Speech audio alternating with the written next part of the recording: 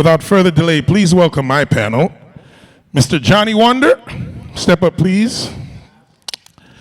And Adam Ross from Ineffable Records in the United States. Make him feel at home, please. Putting out some serious records, and he knows a thing or two about owning masters. Next on the panel, we got Scott Sine from Surf Dog Records. Please welcome him. Come Jamaica, make him feel nice. And by the way, Shaggy was right. Our Sawfish is from Newfoundland, Canada. So we need to have that conversation with the Prime Minister. Good.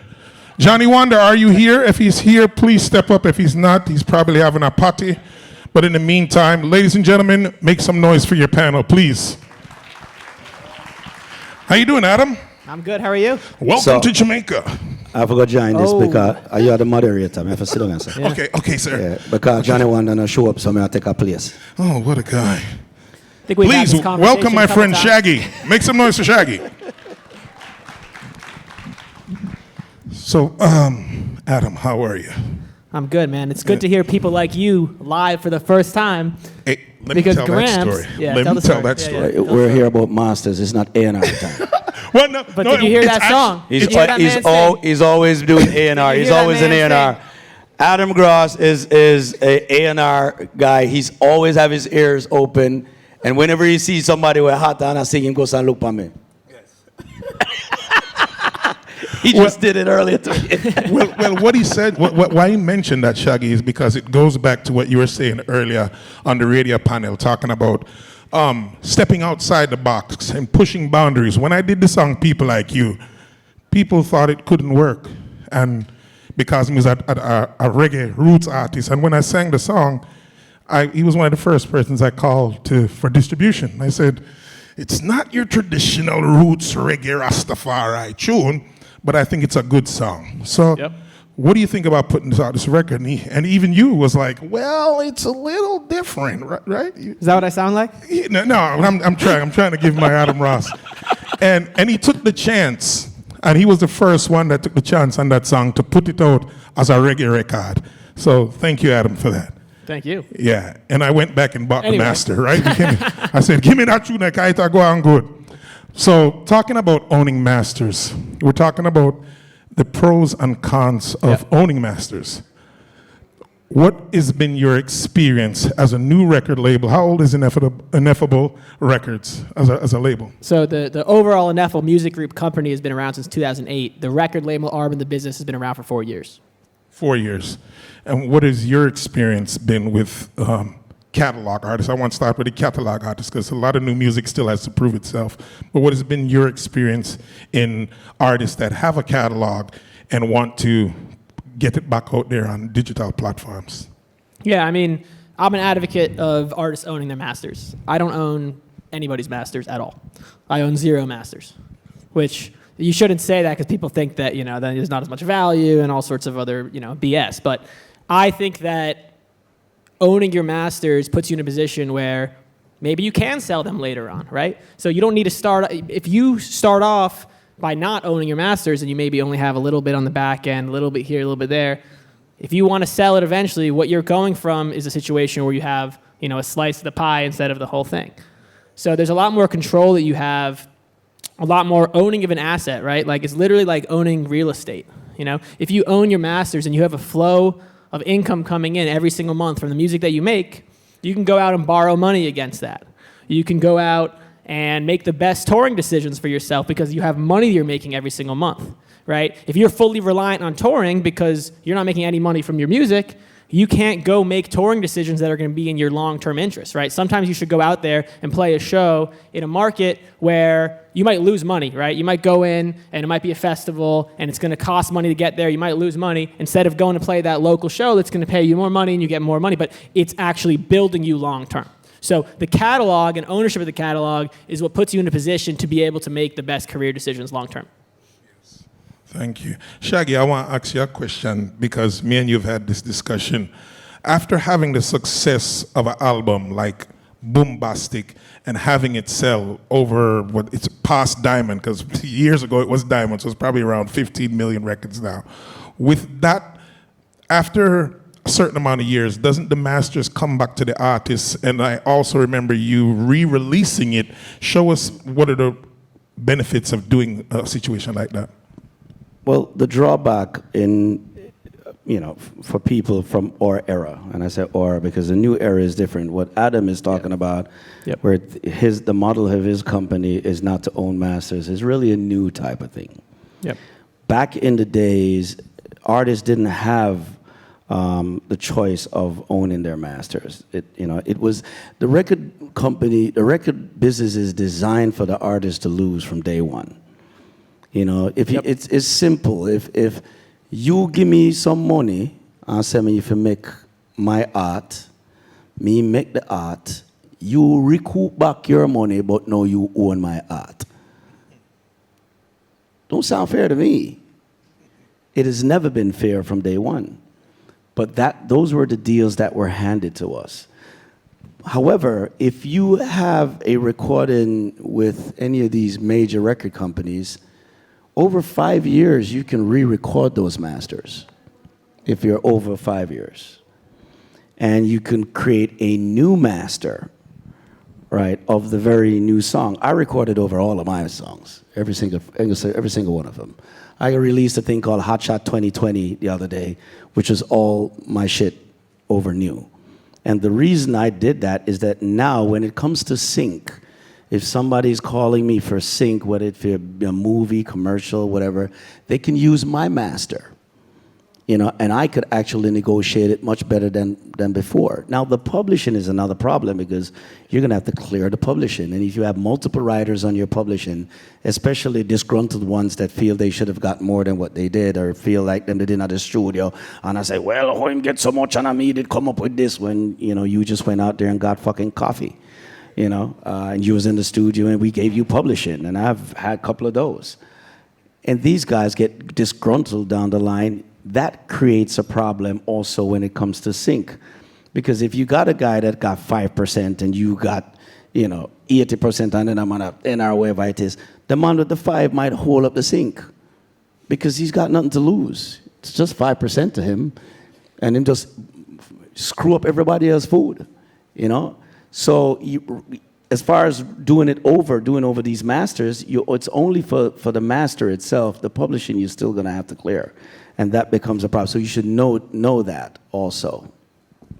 Now, my part two to that question is that even with, you see, recently, the James Brown estate sold his catalog, right? Mm-hmm. Also, Bruce Springsteen sold his catalog. Mm-hmm. Now, I mentioned that because of our vintage artists. Do you think that at some point in our artist's life, for me, I wouldn't look at a 19-year-old artist that's hot and selling, doing 1 billion streams a year and say, hey, sell your catalog. But it's relative. It's relative. It is relative. And why it is relative is this. A lot of these guys you see that are selling masters, whether it be, my brother Sting, whether it be Bruce Springsteen, whether it be whosoever it is. Bieber. A lot of these guys, like Bruce Springsteen is an American citizen. And he's in Jersey, and he's got taxes. The capital gain tax was dropped during the Trump administration. I think it was dropped to was it 20%, I think? Dropped to 20%, which is really, really low. And it was a perfect storm because also the interest rate was the lowest it has ever been in my lifetime. You were getting an interest rate like 2.7, which drove the multiples up. So in other words, if your catalog was making say $1 million a year, you're now going to get 15 to 20 million. In some cases, if you have a huge catalog like Springsteen and these guys, you might even be able to negotiate 25. Think about what I'm saying. Now, when you get that hard cash, you're only paying capital gains of 20%. Now, With that money, you could put it in your bank. You could do all kind of things. You could borrow on it. You could let that money work within the banking system, and then you just get a credit line out at a set rate. In these banks, when you got that amount of money, you have what is known as friends and family rates that you get within these banks. So you get low interest loans on that, and you can open credit lines to buy homes and other things that you want. The difference with the Jamaican artist is Jamaica doesn't have a capital gains tax. So why sell? It ain't like if you're a Jamaican with a Jamaican passport, and there's no cap gains tax here, why sell? Hold on to that shit. Unless you need the money right now, I wouldn't sell either. I would hold on to it. Now, if you have a catalog that is, what I said, have multiple writers, and you got some assholes in there that just decided my 5% and he wants to stop your syncs, then get rid of that, because then it's just going to be a headache. And you should get rid of it within the window where you see all these guys who are doing it because it was a winner. Once I think the Democrats are in now, so at any given time, I think that the cap tax will probably go up. You know, Yeah. and It hasn't yet. It hasn't yet, but everybody's anticipating it going, and that's why you see people are selling. And there's also a situation that, say for instance, you was getting $1 million a year, okay? It's over $500,000, so you're in what kind of tax bracket you say? A 48% tax bracket or 38%? Yeah. 38 to 40% tax bracket in the United States.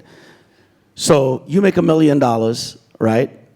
That's almost half of it is gone to the United States government, right?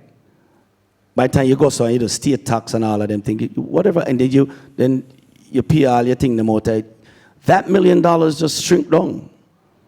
But if you sell it as a bulk, you only pay 20%. You're not paying that 48% tax that you're paying. You're paying only that 20% on it. You get a lump sum of money. You could borrow on it, and you could do the same thing. So there's both ways. It is relative. That's why I said it's relative. Ladies and gentlemen, you just received a master class in finance. Make some noise with Shaggy, please. Listen, I don't know if you realize what the man just said, but you have to pay a lawyer for some of that information. Make some noise again for Shaggy. Thank you. Big up the lawyers then, by the way. Stanberry, I see you. Lloyd Stanberry, wasn't that free game? Oh, somebody say free game. Mr. Scott, sign. What do you think? I mean, Shaggy put in a nutshell, really, I mean, what are you, as in your experience with the pros and cons of owning With masters? us, our company, we're a record label and a management company. So we wear both hats and see from both sides. So as managers, of course, you advocate for ownership whenever you can. We work with a lot of legacy artists who signed their deals back when Shaggy did. And like he said, there wasn't the options back then. There was gatekeepers. And if you even wanted a shot, that's just where you went. Artists now come with so much more leverage a lot of times because they build so much on their own. They have options. So before, you know, if they invested, now I think you could probably always be able to own your masters more or less, but it just depends on how long of a license it may be. Because if somebody's investing their time, energy, money into you, they need to see a return on their gain. So you find what's that compromise, you know, because I have seen some young artists fighting so hard for the keep my master thing in a short term that they don't get as much time and energy put into them, and those very masters they now own aren't worth anything. So you think more long term that eventually you get it back, but if you have a good team behind you and you've built value up, you know in the future you'll get them back. But don't get so stuck on owning your own masters to just doing a 1-2 year deal. We package and sell artist catalogs. We've done that, and there's so much accounting work that goes into it. And like Shaggy said, there's so many variables. A lot of the older artists are, for one, seeing, okay, when I pass, it goes down to my family. Your family then deals with a pretty big mess because managing music. So they can inherit money and it could be sold to people who manage assets. And one thing they've seen, regardless of what the market does, that music does not follow the market. That's always consumed. So there's these hedge funds out there, literally teachers' pensions, and these massive hedge funds that are seeing the value in music. So they're spending these insane multiples. You know, a successful restaurant that's doing great, if they sold, maybe get 5 times what their year's earning is. Somebody buys it 7 times, and like he said, they're up to 20-time multiples. So there's a big reason for artists to do it, but I've also seen younger ones that do it, and artists are artists, and money goes quick. So you do have to know, you get that chunk, you have to have a good financial team. But also when they do it when they're young, isn't necessarily a bad thing either, because if they do it when they're young, they're also still young enough to actually create new catalog. You know, Right. a lot of the older artists, what you don't understand is that when these older artists, say for instance, you say pass it down to their family, and it becomes a mess. That's why you see when you see Paul Simon will sell it for 400 million or whatever, he's doing it because he has a large family, and what that does, that breaks up families because they don't know what to do with the catalog. They weren't in the music business. They're just family members. And then them just start fight over it. And the minute they start to fight over it, it becomes a mess, you know, because them say, well, this person forget this and that person to get that and this person to get this. And it breaks up the family unit. So what most of these artists, when they sell it and they put them in trust for each family member. It's almost like writing your will before you die. Yeah, estate planning. Estate planning. We do that for artists. And Right. It's critical. It is very critical that happens as a goal. With the younger artists doing this, you're young enough to make more catalog again. But he is right in the sense that financial management and financial literacy has to be a big part of it moving forward if you have that lump sum of money. Because you're going to buy a Ferrari and boat. And that's going to be a problem down the line. Right? You're just going to be working like a slave the whole time. You know, and that will be a problem down the line. Scott, I just want to go back to you, Scott, for a minute. In your experience, I think you're a little bit older than Adam, but how long? Is he aging you, man? He took a little jab at you right there, But right? suppose an artist like our Queen Ifrika here comes and works on a new album, and she says, "Okay, I want Surf Dog Records to put out my." I mean, you're a businessman, so I'm sure you wouldn't give away the answer, but this is a panel. What would you say is the normal time for an artist to own the masters before it goes back to the artist? I think you do have to assess how much you're willing to invest in the artist. Usually, a 1 to 2 album deal. The ones we do are all artist splits. They're not royalty deals, and that's a lot more common because you're both agreeing what's going to be spent and the money recouped. It's not recouped like in the old days when you were a royalty artist. They'd recoup out of the artist's earnings. So the label would keep making money, and as they recouped a music video, it came out of what the artists earn. A 50-50 deal is you spend the money, you recoup that, and then whatever's left, you split with the artist. And you also are in agreement what you're going to spend. So we do everything just very upfront. Here's our spend. Do you agree? No, let's shift some money here. And you just transparency, see the numbers, and start a slow build. But I would say, 5 years. 5 years. A 5-year license deal. We've done longer ones as well, depending on the investment. And you can get it back after 5 years if you recoup. Does that clause still stay with the artist recouping? Say the artist sold 1 million records and you recouped fast. Does you still hold on to the masters for 5 years? Yes. Oh yeah, because that's a success. If that happened, you should benefit. The labels who Right. helped you earn should benefit as well as the artists. That's correct. Yeah. Hear that, artist? Yeah. All right. Adam, what kind of deal are you giving us, man? What kind of deal, man? What kind of deal? What?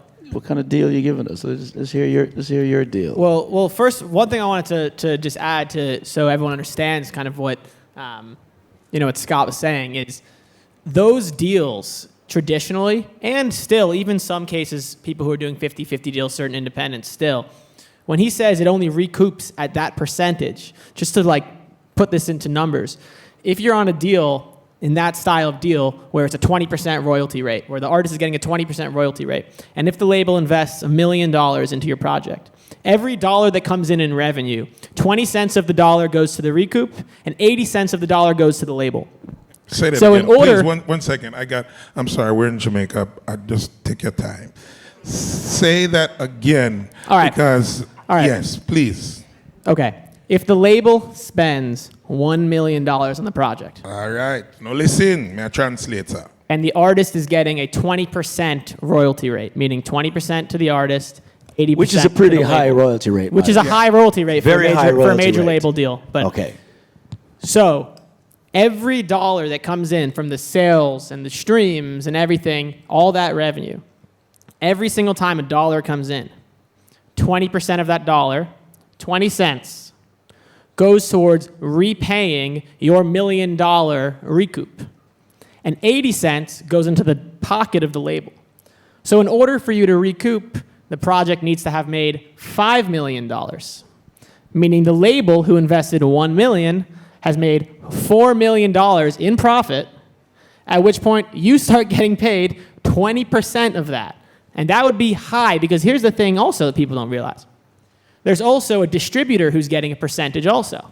And people don't tell them. They say, oh, you're on this deal, but we're actually also going to take 12% here because you're using our distribution process. So what that means is labels, independent labels, artists use distributors. Distributors are who gets the music into all the digital stores, into Spotify, into iTunes, into Pandora, into everywhere, right?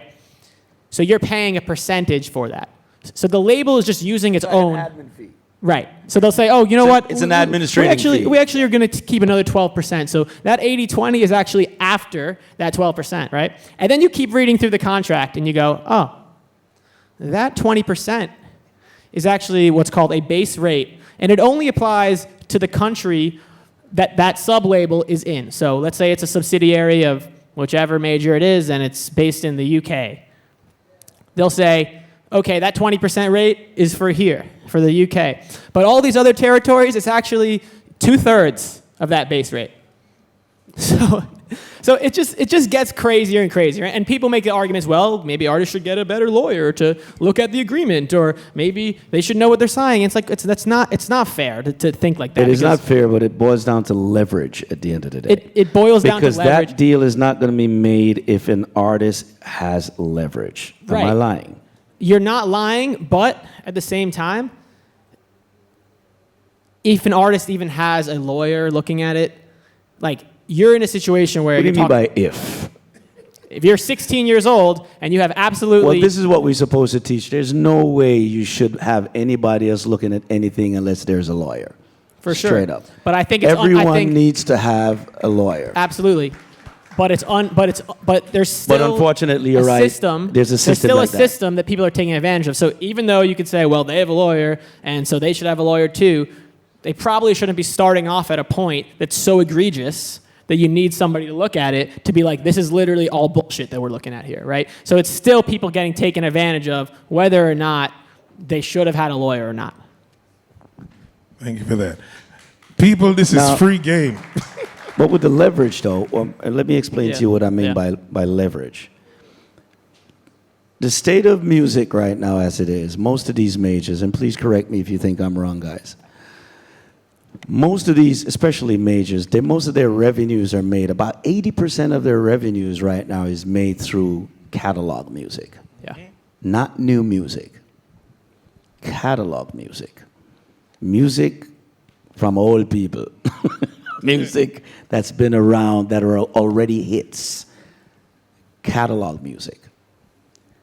So, because of the 80% that is made, that they're making so much money on the catalog music, these new artists that are coming out right now, they have to build their leverage. These record companies are not going to spend any amount of huge money on a new artist. Just doesn't make financial sense. Yeah, I mean, the environment we're in, back when a CD was $15, $18, Yeah. it cost them $1 to make. It's just, and if the label is only participating in that part, it's the income is so small. Like they So said, small, It's right. for example, 1 million streams at Spotify pays about $4,000 to the label. But then that's split between the label, the artist. If the artist is in a band, then they're sharing it with their bandmates. Forget commissions to management, business management, a lawyer. And if you've got a few million streams at Spotify, you're actually doing something. That means people are paying attention. Yeah. And even then, it's such a minuscule amount of money compared to back in the day if you had that much attention, the income that comes in. So like you said, the incentive for labels to invest in new artists it's very difficult if that's the only avenue Very they're difficult. participating in. And not only is it very difficult, because they're not going to spend that amount of money on these new artists they rather wait till you build it up on your own. Yeah. And then they just buy it. Yesterday, Quality Control was sold for $300 million. That's a label that has Little Baby, Migos, and City Girls, and big up to Coach K and P, who made that deal. You yourself as an artist could build your company if you're hard enough and dedicated enough to get those deals down the line. Because what these labels are not investing in new. They rather wait till you blow it up and they just throw cash at you. And that's what it is about these days. You know what I mean? And that's the climate we're in, right? So you guys should keep that in mind also moving forward. Shaggy, I got a question for you. With a lot of young artists are here. Big up to the young artists, them. Yes, I'm proud of you guys. Thank you for coming. But I'm asking these questions for you guys and as well as myself because Shaggy is a wealth of information. Not only, I know the panel is about pros and cons of owning your masters, but Shaggy, you look kind of different now. Man. but Not more gray here. Shaggy, to the young artists them here, because this is a Jamaican syndrome that I've spoken about for many years. A lot of times the artist wants to be the producer and he wants to be the tour manager, he wants to be the songwriter and producers.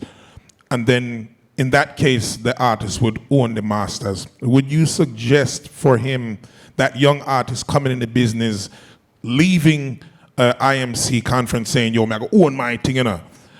I've learned after so much years in the business that even the power of songwriting, right, it benefits. You don't necessarily have to write all of your songs, but are there pros and cons also for the young artists taking that approach? There's pros and cons to everything. Everything is relative at the end of the day. You know what I'm saying?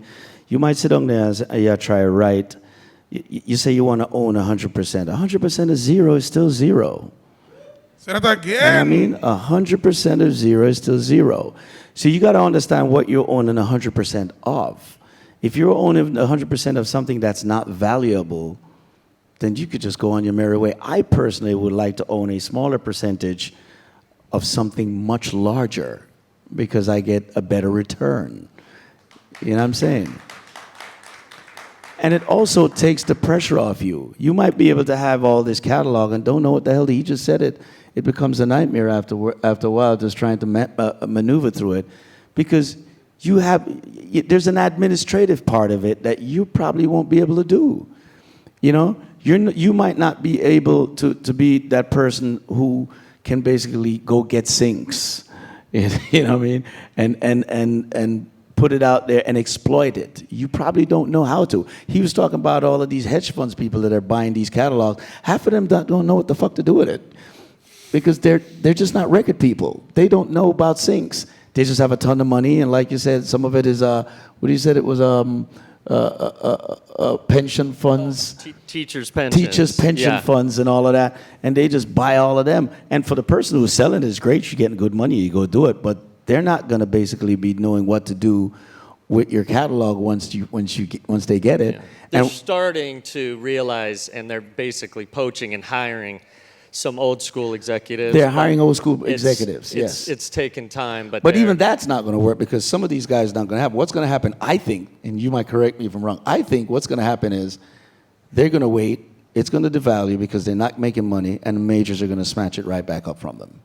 Yeah, and the majors have caught on, and now they're competing with these hedge funds. There and you it go. took them a while because it was a feeding frenzy, like you said, the last couple of years with the interest rates and people selling, and so yeah, it's really important to pay attention to. So Let me- careful what you own when you say you own 100% and whether or not you can exploit it to your benefit also. Try to forge as much great partnerships as you can with great companies. Do your due diligence. Do your due diligence in Ineffable. Do your due diligence over here with Scott. Was it Scott? Yeah, Scott. You know what I mean? Surf Dog, right? Yep. Surf Dog. Do your due diligence in these guys so that you could basically go in and make a great deal. And everything is, like I said, there's leverage. Getting a good lawyer is great and come into some sort of an agreement that it work. He just spoke about reversions. Not everybody offers reversions. Yeah, well, Yep. there's two things.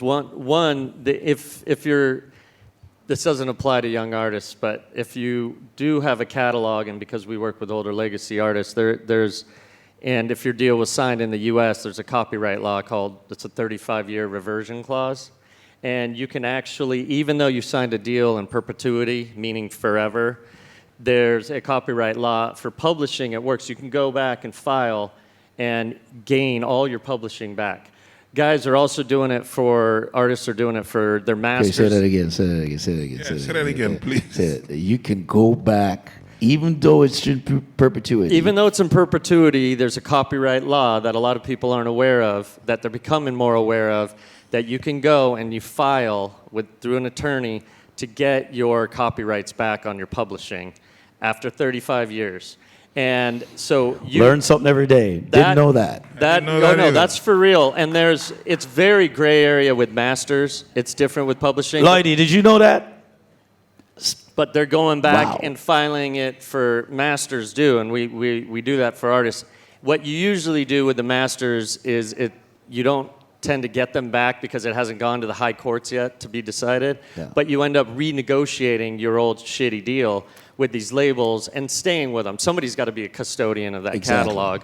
And so acts are going in and doing that. It is a U.S. thing. You don't have to be a U.S. citizen, but if your deal was signed in the U.S., so that's something, that we look at. And might I well. say also that a lot of people, just so you know, not all is lost. There are legislations being in Congress now to try and change some of these things that were really bad, I would say, standard deals throughout the whole things where just, take for instance what he explained earlier about how much you're getting, or what he explained about what you're getting with streaming.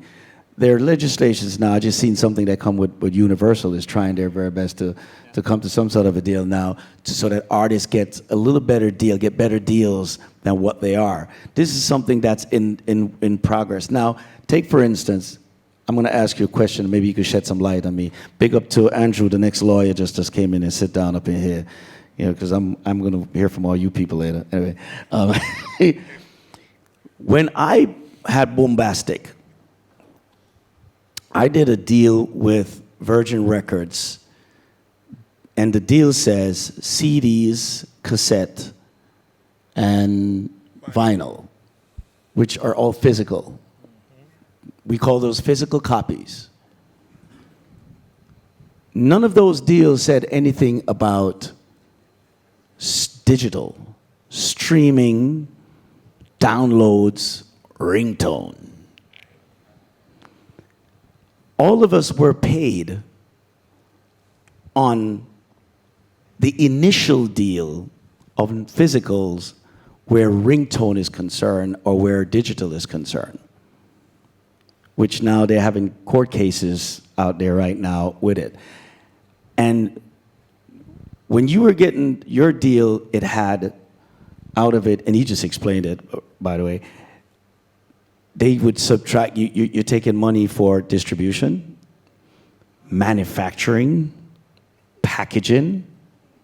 There's even there's a term called breakage, and breakage. Breakage is the return, right? No, breakage literally means that they assume some part, and it goes back literally to the 20s when records used to be on 78s, and they were super thick. They weren't flexible like a vinyl, and a certain amount of those records would actually break in transport, and there was a percentage that they would take out, assuming an X amount of records. But that word breakage stayed in contracts. So that's still in effect right for now? decades. Not Wow. right now, because Okay. it's once digital hit and people started seeing their statements, they would go, how are you taking out something for manufacturing? Nothing got manufactured. It was a digital file. In other words, people, let me break it down for you. And now the labels are getting, the major, big labels got clever, and they do put in terminology because there wasn't that. And there'll be some line to the extent of, and any format forever that may be invented, kind of a thing. Because they realized, 30 years ago, nobody would have dreamed you could just send someone a song and hear it on your phone. I mean, that was alien sounding. Exactly. Yeah. And so, yeah, there's... Don't forget about in-house salaries. Like That was on there too? No, still is. Like all of a sudden, it'll be like, wait, like this is the $50,000 for this. That's like literally in-house salaries will be billed back as an expense on your project, also. Yeah. Or like, oh, the catering at that music video. Like I know it seemed like it was $100 of food, but like no, it was $1,500. Wow. Just so you know, guys, what they're saying here is painting it to you as how the record business is. This business that you love and has never been a fair business.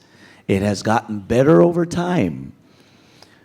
But the better that it could happen for you boils down to leverage.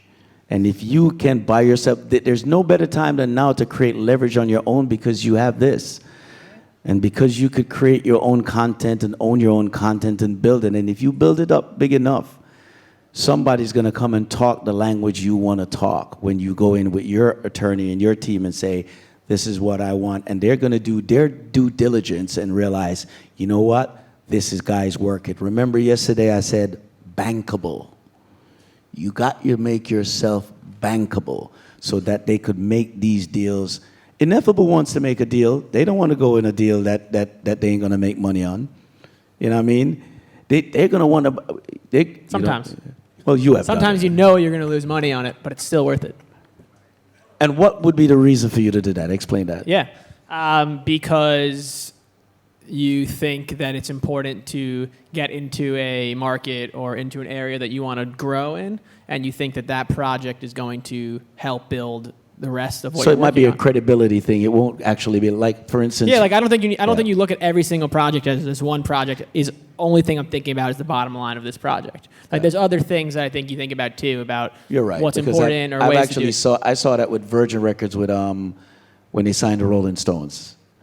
And the Stones never sold over, I think, 500,000 records. They were never like a platinum seller, but they had so much credibility and leverage that Branson at the time and Ken Berry actually signed them and then actually sold the company after that for $500 million in them days, which was a hell of a lot of money at that time. So I get what you're saying.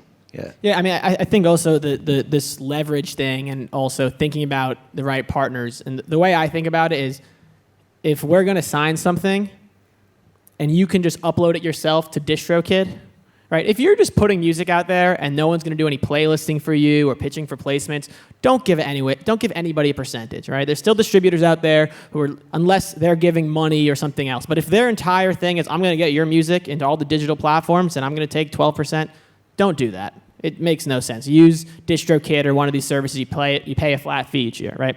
So if you're going to give a percentage away, the way I think about it is any artist that we're thinking about signing, I say, if you upload it with DistroKid and you're going to make however much money you're going to make, if I don't think that we can do triple the numbers of that at absolute minimum and ask for 50%, I'm not going to do the deal because you're going to think I'm an asshole in 3 years, right?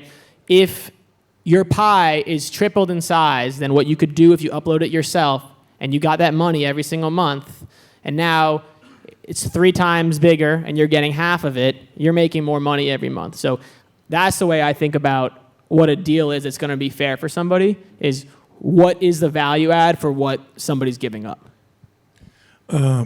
Shaggy, you mentioned the word leverage, right? There's a lot of things that come with leverage.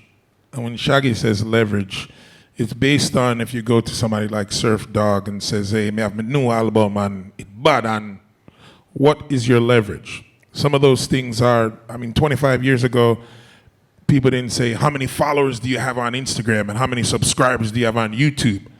Some of those things are leverage. So I want you to expound upon that as an artist that has been here, done that.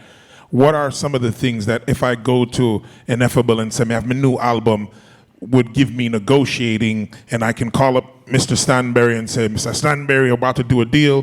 What are some of those leverages? Well, a lot of it is, it's, Surf does doing their things. You're talking about analytics. You're going to look at the analytics of each person that is signing with you. I would assume, right?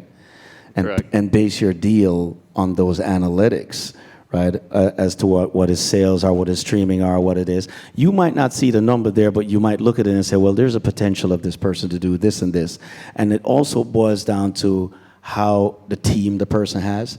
You know what I mean? Because if you're signing, you're going to look at the team. That's why I say, if I'm an A&R and I'm signing an artist, I want to meet the artist's parents. I want to meet their family. I want to know what their habits are. Because if I'm going to put my money in on that person, you don't mind betting on the horse running the race, but you ain't going to bet on one that ain't going to even fucking run. You got to be able to at least leave the thing, you know what I mean? Yeah, The star. sometimes, an artist, if they're really young and they get signed, they've done a certain level of work to get your attention.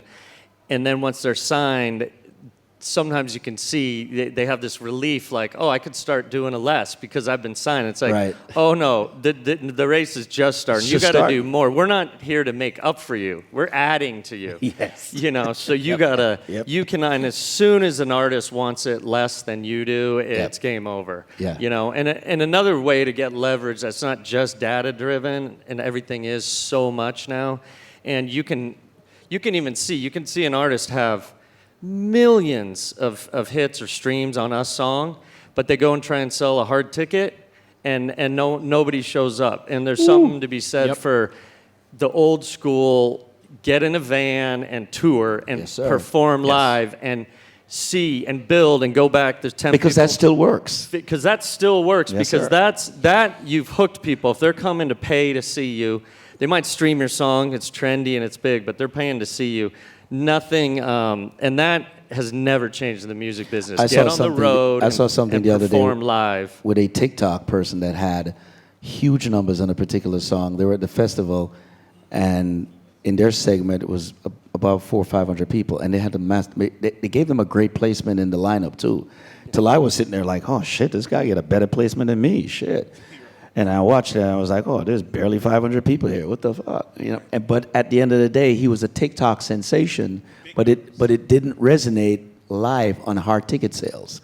Hard ticket sales. Yeah, so We need I'm to define buying that. what you're saying for real, Scott. Yeah. Yeah, and a Hard hard ticket, there's soft tickets and there's hard tickets. A soft ticket is, let's say you're on a festival, the people are already there. Those are great to get on because you're getting in front of a built-in audience. They're coming to Sumfest and a new artist. You want to get on those. A hard ticket means it's your name on the billing and they're paying to see you. By yourself. That's difficult. So if you can route a tour and have these anchor dates where you have festivals with built-in crowds, they tend to pay more, but you have to, in between, do your own shows, and you have to do it repeatedly. And it's difficult with Jamaican artists to travel with a band. It's expensive, and if you're just trying to break, you get some support slot, $500 maybe if you're lucky. You barely break even with that, with gas. And Yeah, but with this it's- with this climate now, though, like you're saying, with a band, it might be an issue. This climate that we're on, this generation, back in the days when if somebody did tracks in you and my time, it's an abomination. Am I lying? Right? Right. It's Now it's so easily accepted. You could go. Most of these guys that you see are doing coliseums. They're there with a drum machine or Ableton or whatever the hell and it the is. sound quality is up, so And it's up. it is a powerful performance. You I just don't went- need a full band. I went to a Backstreet Boys concert. I toured the Backstreet Boys in 2000 with Hot Shot. They had about 150 people on tour with them, right? I think it was something like that. It was a huge amount of trucks, lights, dancers. It was ridiculous. I went to see them a year ago, right before the pandemic, actually. I went to see them because I'm good friends with the guys, and I went over there, and they were at Barclays Center, and I watched their show. And there were these screens that were dropping down. And in the screens, they had like 3D dancers. So when they move with their routine, the screens, there was dancers that is in the screens moving with them, so it looked like there were 30 dancers on stage. But it was only the 4 of them. And then I was in the audience, and it sounded perfect. Like, no feedback, no nothing, perfect. I walked over to the other side. It sounded perfect. I walked over the other side. It was perfect. And I'm like, damn. Now, when I was touring with them, it was not perfect. There was feedback. There was all kind of problems. There was this. We was kicking ass every night because we have EB and them on their mix and we have bust the place. Went backstage and I was talking to the guys. And I said, I was dealing with Howard, and Howie says, Shaggy, we're making more money now than we ever did when we were hot. And I said to him, how is that possible? The Backstreet Boys was the biggest artist in the world. You're doing catalog shit right now. He says, Shags, our overheads are so low, we don't even have a band. But when I listened to it, it sounded like a band. So they re-recorded their live show with the band, put it on Ableton or Pro Tools, play it live, and because it's a one mix, it was perfect. You're hearing the dynamics of a band, you're seeing the dance, the show was amazing, and they were making home bank because they did. So there's a difference now that you guys, so it's a different time now for you artists. You have so much at your disposal. You have so much advantage than what we used to have. Please take advantage of that. No, go out there and sing. If you're a guy and you play your guitar, I sing, what's that guy? What's the redhead guy that Ed Sheeran. Have you ever seen an Ed Sheeran show? It's him, a guitar, and he's pressing some foot pedals and shit. And he's playing stadiums. And nobody is saying he is incredible. It's a different time. So I'm just going back to the argument where you're saying that it might be expensive for some of these artists, and it is, but there are ways around it, and you guys should. Don't let not having a band and that stop you from touring. That's Yes, the key. that's the key. Performing live relentlessly is critical to also gaining leverage. Yes. And go out there and sign every single fan and take autograph and take their pictures. Yeah. Get to the merch table after every Go show. to the merch table after every show. Yeah, I'm a huge artist and I got big crowds and I still fucking do it.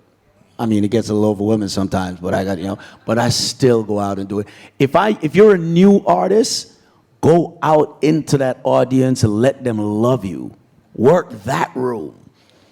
Work your audience room and let them love you, take pictures of you, create a moment, because they'll always remember the moment, right? And they will always come back at that. So please, that's another thing. Sorry I cut you off. That all goes back to what Shaggy was talking about, leverage. Because on the live side, leverage is a whole thing as well. So that whole thing about hard ticket history and how many tickets can you sell when you're headlining your own show in that market, that determines how much money festivals are willing to pay you in that market. That determines where you're going to get billed on the festival.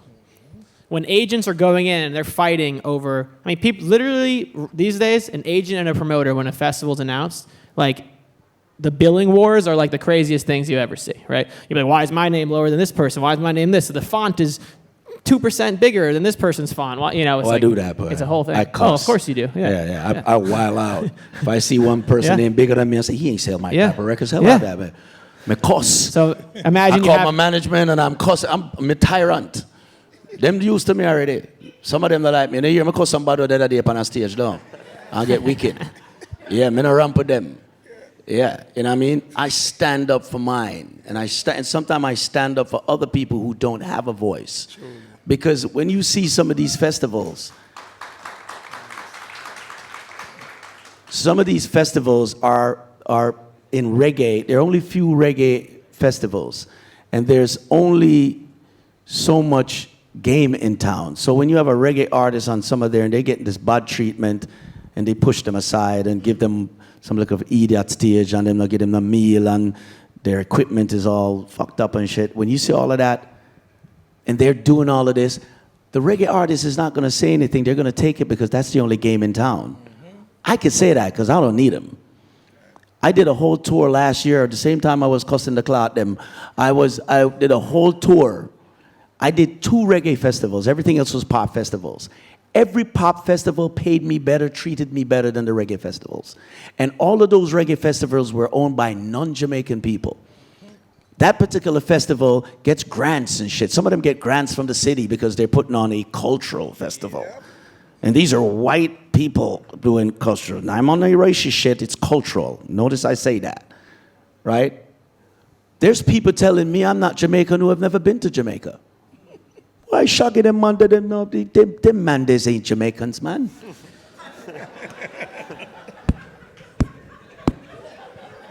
They haven't even been here and have an opinion of me, who born and raised here, and going out and live in a tenement yard and come straight as all.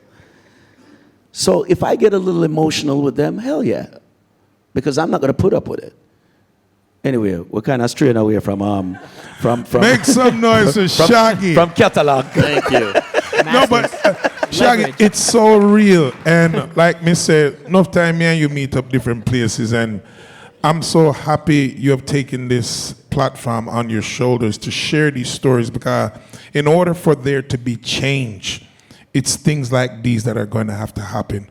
Or you're going to see with artists. And it leads me to my next question as we count down. Scott, I'm 65 years old. That's not my. No, I'm not saying that. Hypothetically, would No, you no, no. chill? Hypothetically good. speaking, Very Sounds good. good. Christ. That's, hypothetically, you own Surf Dog Records. it literally. Come on. And also for you, Adam, and you can both answer this question. I'm 65 too. So 65 years old, I come to Surf Dog Records and I own my masters. And this is for our catalog artists. I ask this question for them who have gone and those who are still here. God, there's still a lot of catalog artists in Jamaica. So I'm 65 years old, hypothetically speaking, and my finance is not doing too great. I'm not living anywhere. I'm living in a car. Things are bad. But I had one of the biggest records 45 years ago. Do I sell or hold on to my master? I mean, every case is different. There's so many nuances with that. I mean, if you said literally that particular thing, I'm living in a car and I'm 65, yeah, you might want to consider selling at that point, because it's clearly not any value to you. If you're living in a car, what is it doing for you, you know, at that point? But I think the bigger picture, and you know, something for me personally, I'm a reggae fanatic, collector. I was bitten by the bug. I learned more about black history from the whaler slave driver than I ever did in my middle class suburban, you know, classes. And my eyes were just open to the world because of what reggae. I truly think it's the most important genre on the planet. Thank you. Yep. I think, you know, people, you know, the Beatles, amazing, Elvis, all this, huge artists. They don't touch an artist like Bob Marley. You go outside of Europe, you go outside of the United States, go to South America, go to Africa, go to India, it's Bob. He's everywhere. Hands down, biggest artist on earth. Came from here by far. You get out of the Western world, and that's what you see. And Bob obviously is the king for a reason, but there's so many other amazing artists that have come out of here, the older ones, that it's extremely hard to maintain their legacies when they're gone or older.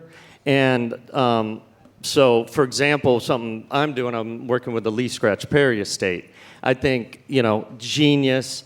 He was there from janitor at Studio One until he was 82, making music, never stopped. You could trace the whole history of reggae through him. And even Jamaicans I've spoken to on the younger ones. Who dat? And, the Black Ark Studio, I went and visited when I landed here, and that's, to me, as this young kid who grew up listening to Lee Scratch Perry's music, that was like visiting the Mecca of studios to me, where like people go to Abbey Road, to visit the Beatles. But when you go there, it's abandoned. It's all overgrown. There's bushes. You could still see the murals. Probably very few, even locals, have ever visited it in Washington Gardens. And it's this magical place where you had this spiritual guy. And so I'm trying to work with the state to establish a legacy so it continues and do things like a documentary. Is there anything salvageable there, though? And there's a shell, the story, it was burned down back in the 70s. Yeah. He burned the inside, but the outside shell's still there. The murals are still on it. And, VP's now involved. I think they were going to crush it, and before Lee passed, they got involved on the property. But that's a place where, I'm telling you, people from the States and Europe that fall in love with roots reggae music, not just the new school stuff, is massive fan base, and they would love to visit a place like the Black Ark and walk in and see that the old 4-tracks that Lee used to make this music that, essentially inventing dub music and everything. And so I think there's a lot of historical things here in Jamaica, actual physical places to get people to come from the old days. Do you think that's something that the government could get involved in to help us preserve it? Could you make a call? Because I've heard the government I'm the here last person they doesn't want to hear help. from, trust me. Because if Jamaica had system and grants to, like they do in the States, where they establish historical sites, you are not allowed to touch the outside once it's established as a historical place. You can't. And then, they finally have made Trenchtown, where Bob grew up, a place to visit. It was hard for tourists to go down there. It was dangerous. Yeah. But now it's you can go and stand in the place. It gives you chills where you go, this is where this music came from. This tiny little thing, and people around the world that didn't grow up in that extreme poverty, you can't believe what came from literally nothing. And Jamaicans are the kings of making something from nothing. Exactly. All Jamaican, big up on yourself. Well, By the way, I used to live right around the corner. I live at 16 Corona Crescent, which is in Washington Garden. I used to walk it's on past. Crescent, yeah. Right. I used to walk past that every single day. He had I that think big, there's still some tapes buried somewhere in that yard. big green fence used to be out there. And so it's still there. I know exactly. But a thing that artists can do with their older catalogs, they may not own, they may not have ever gotten the rights back. So they kind of assume they don't have any say. But these catalogs, like you said, they're completely being revived because of streaming services. They would actually love, when we go with an older artist that we have and talk to the labels, they're like, man, we haven't talked to somebody in this camp for 15 years. We just do our own reissues, our own campaigns. They'd love the collaboration, and you can go in and help them, and you still have a deal with them. You can still go help. You may not own it, and if you sell, you can also be an artist that doesn't own something, but you could still sell your revenue stream. But in selling, though, they're different. When you hear sell, and I have two lawyers here that I know, when you say sell, it doesn't mean that you can sell it totally. It all depends on, again, leverage and how you do your deal. Because you could do your deal where you don't even start getting, you could still own it for a portion of time. You could get reversion. You could get escalations. It's how you factor the deal on your catalog down the line, how badly they want it, and what they'll do to do that. You know what I'm saying? Like you said, there's even the reversion situation where it could revert back to you after a certain amount of time. So it's not just, you got to sell it. there are ways in which you creatively, you and your lawyer could sit and structure a deal that benefits you and your family when you do sell your catalog, and if you do want to sell.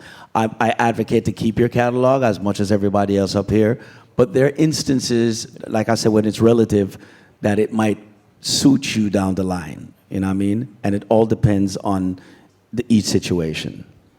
Just On want that to get note, that out there. we're gonna wrap it up. Please make some big noise for what you just heard in this panel. Are there Q&As? Scott Q&A? Scene, thank you. Are there Q&As? Yeah, we're gonna do Q&As. We're gonna open up the floor. Tina, are we gonna open up the floor for some questions? 4 questions. We can Four only questions. do 4 because we're kind of running on time, and Are we'd you like to ready? make up some time for the rest of the Sure. panels that we have.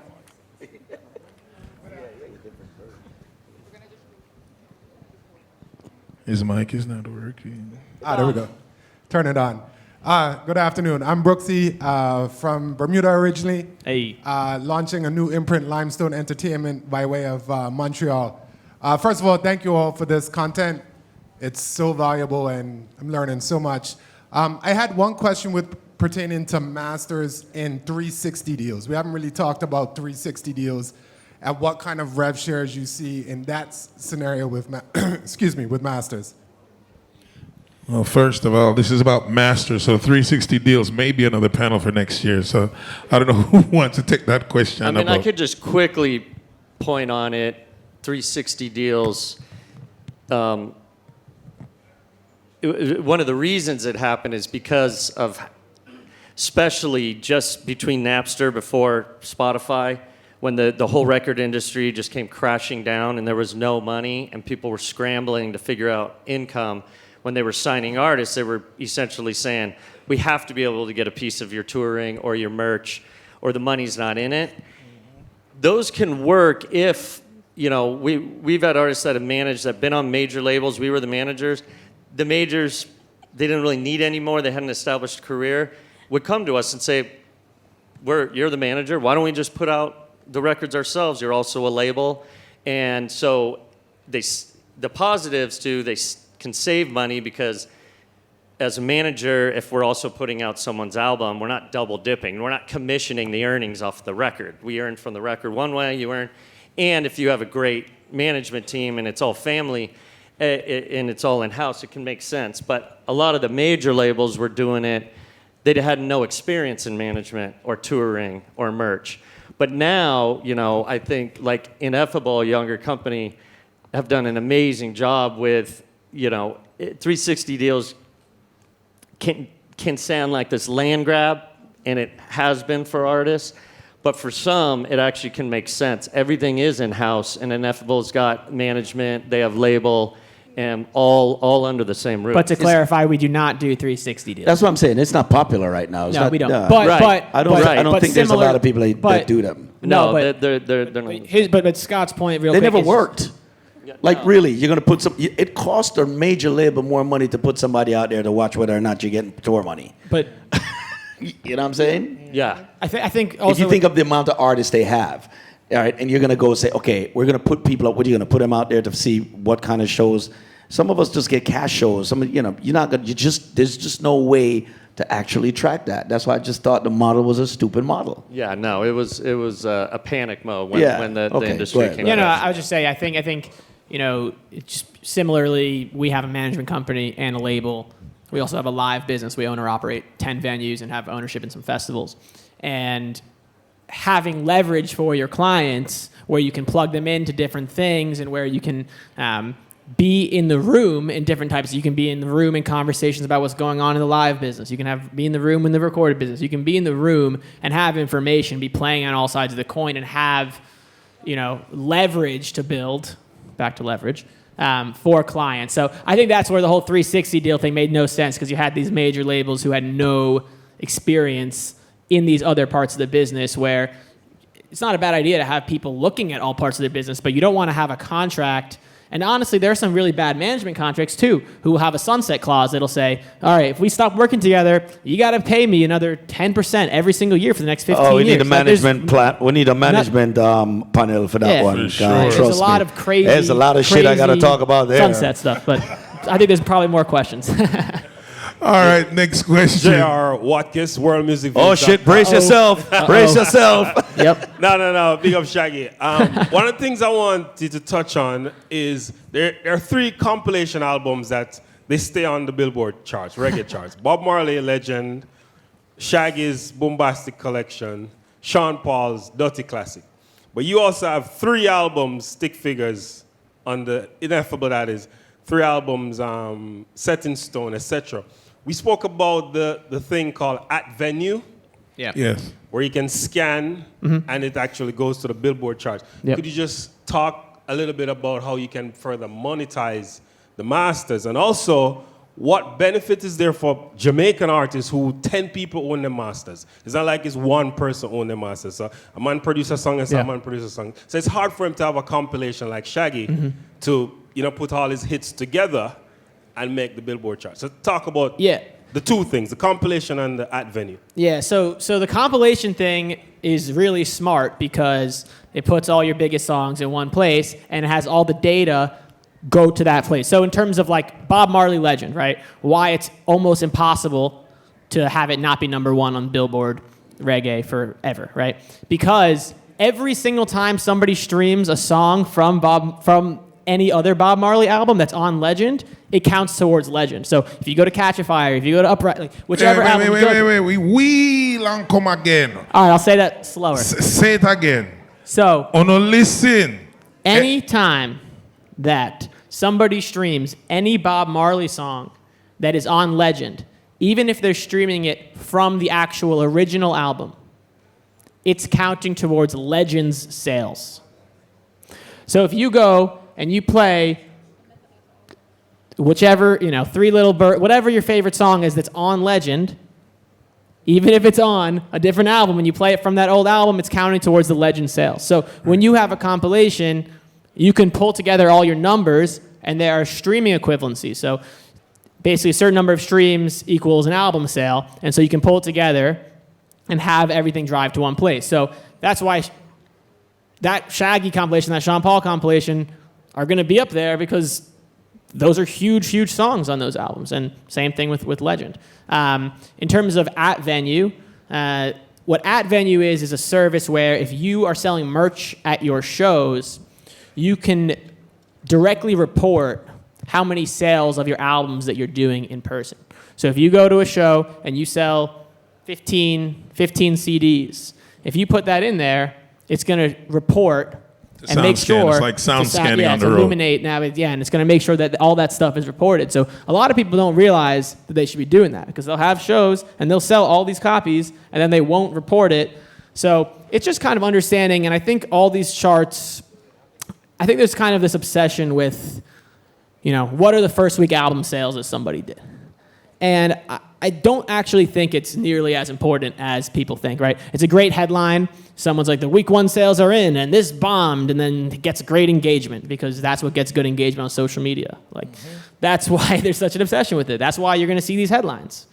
The reality is, it's not necessarily like the best indicator because you could have an artist who the majority of their listening is done through YouTube in Jamaica, and they could be really hot, but it's not necessarily translating into premium streams, so streams on Spotify or Apple or here or there. And so their album sales numbers are going to look way lower than the actual reality of what their reach is.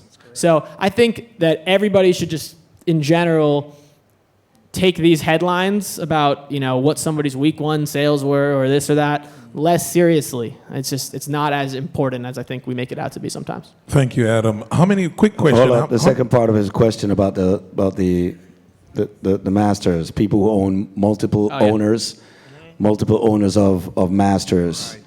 If you're just selling your share of it, though. Do you get what I'm saying?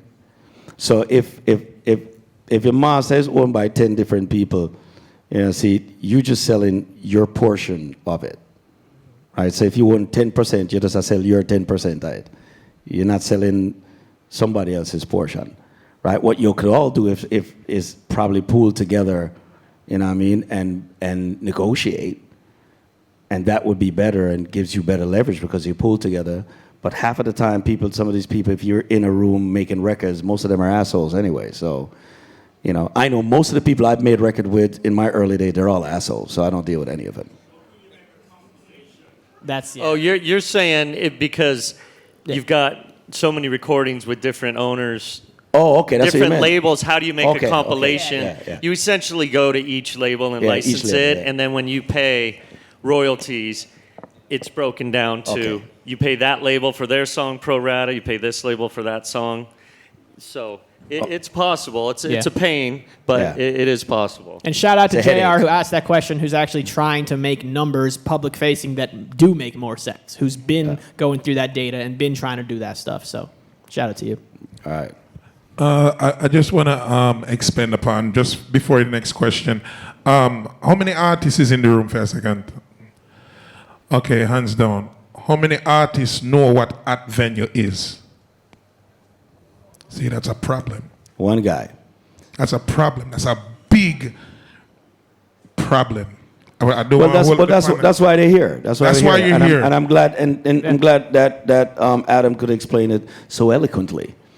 I don't want to hold up the panel, but after all artists, let's have a talk in the break. Kind of need to know what at venue is. It's serious. Next question, please.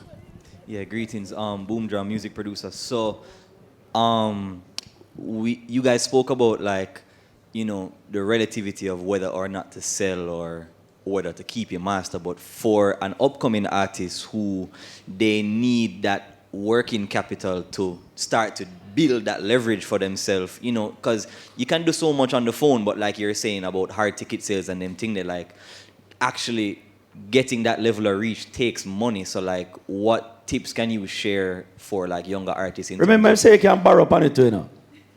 No, but I'm saying if you're starting out and you're trying to build your career, like, you know, tips about working capital, because, you know, some younger artists are afraid of selling too early, but at the same time, like, that money can actually help you in the short term to build towards something. So like, what can you guys share in terms of an upcoming artist or a new artist trying to figure out like Yeah. the working capital situation for themselves? Look, I think the number one thing to be thinking about as a new artist is how to learn how to speak the language of every single platform that exists in the world. Go on YouTube and search specifically in February of 2023, what is working on TikTok? How are people doing certain things? How are people creating certain content? Specifically on YouTube Shorts, as was talked about before. Specifically on Spotify. Specifically on Pandora. Every single place possible. How do you optimize what you're creating? Because the reality, budget-wise, is you don't necessarily want to invest so much money early on. A lot of the stuff you want to be doing is short-form, vertical video, and making sure the song is great and finding the right partners, people who are going to be part of your team. Maybe there's a producer that believes in you and you guys are working it out together in terms of how you're splitting things up. The focus really needs to be on growing your own brand and growing your own garden, essentially, that will build you to the point where either you can sell it, either you can have somebody interested in you, right? But this idea these days, like, it should really just be about taking as many shots as you can at all times on every single place possible and building before necessarily worrying about investing a crazy amount of money. No, but even in terms of like spending the money to make the music as quality as possible, since that is really the core thing, you know what I mean? So like even that takes a certain amount of startup, even if you have people that believe in you or favors you can call in, at some point, like you have to start developing a budget for yourself. So it's like, you know, what is the balance between that? You know, do I take this short-term deal and sell this one song for a $3,000 or something and then take that money? There's a whole lot of artists that do that now. I know whole lot of, like, you're a producer, right? I know producer we go up online and really just build beat for people and just take the money there for finance them other project them where them do. I mean, so everything we are talking about is really relative at the end of the day. You know what I mean? So there's ways. There's other ways they can do that, which is also invite investors. Well, that would take you basically, again, work in the room, you know, selling yourself, You know what I mean? Going in there and let the person know that you're worth the investment. You can go over to Adam at Ineffable, you know what I mean, and have a good conversation with him and try to see if him can let go some of them big money that we have over there.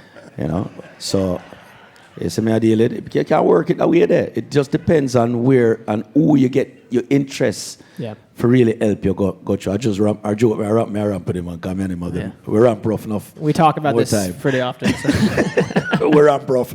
But it really just, you getting the interest from people for really just come try help you. And if your music that good and boom, you're definitely going to get them to do that. I know we have to wrap up. Yeah, We got a little sign over here, but I just want to say one quick little thing on that. One quick thing.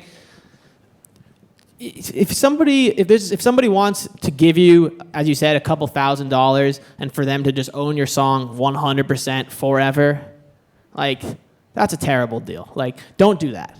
And that's what's been going on with a lot of labels and industry people and stuff like that here in Jamaica for a long, long time. I know so many artists whose entire catalogs was because they were on this rhythm and they were paid $600, $500, and their biggest song in their entire catalog, and they make $0 from it every single month. Like, that's what's been going on here, more so than anywhere else in the world. There's a story. There's a lot of stories. There's a story. A lot of stories. I was told by Ken Berry, who used to be the head of Virgin Records years ago. He says, Shaggy, I used to own a label called the Frontline label. You know that label, right? Of course. And Ken Berry says to me, you know, I used to be over there at Pegasus, and Chris used to be at Frontline. So, you know what Frontline is? So, it's where Courtland and all, that hotel used the name Frontline. Across the road from it is Pegasus. You ever hear the songs that may walk from Pegasus to Skyline? Skyline, sorry. Yes. Frontline is a label, Skyline. Right? So the hotel over there says the name Skyline. So you used to have Chris Blackwell in one hotel, Ken Berry in one. One is Island, one is Virgin. And all they would do is sign artists and own their music for £2,000. And own it for perpetuity. That means forever. That's old deals. So what I'm talking about is old deals. You got to get in a new deal. Like you say, don't make that deal. People are making that deal all the time. Yeah. Still. You say they want to hear from Scott. Him say you want it. No, I agree that there does come a point you need capital, but you can give up rights without giving up ownership. So that $2-3 grand, yeah, you can get, and the person who's given that to you should get something in return for it, but for a time period. And especially if they're coming in early, they believe in you, they're putting in work. It's a minor miracle to break an artist. It's like athletes. It is so difficult. So do you have this team? They should be compensated, but not with ownership for life. So, if someone's giving you a few grand, then you just sort something realistic, and maybe their rights in that song, they end at some point. But so you could look at it more like you're not selling it forever. You're giving them an opportunity to participate for a length of time. And the younger you are and the less leverage you have, the length of time is probably longer, because somebody doesn't want to put in all their effort on this brand new artist to have you about to bust, and just to have you then leave and others, get the fruits of that when they were there at the beginning. So maybe it might be a little longer, and the more leverage you get, those terms just start getting shorter and shorter, or less percentage. But you're sharing.